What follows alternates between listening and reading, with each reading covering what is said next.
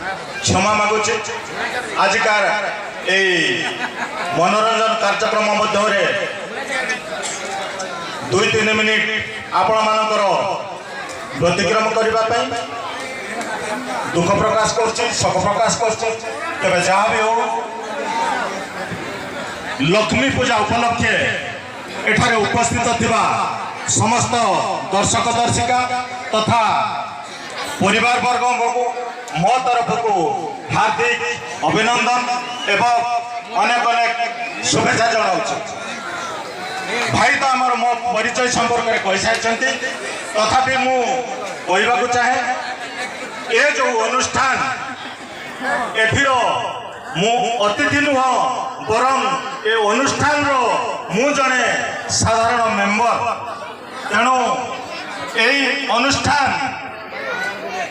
आज परिका कोविड परिस्थिति रे ए आयोजन करि पारिछि।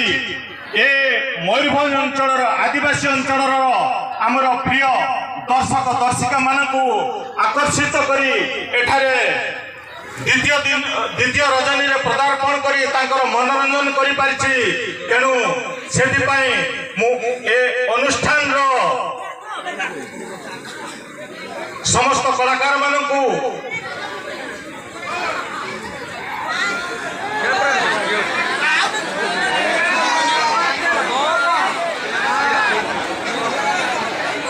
ऑपेरा नीलमाधवर समस्त कलाकार मानकु अशेष धन्यवाद अर्पण करुछि एवं आज मंचस्थ होगा जाउछि नाटक प्रेम पाई महाभारत।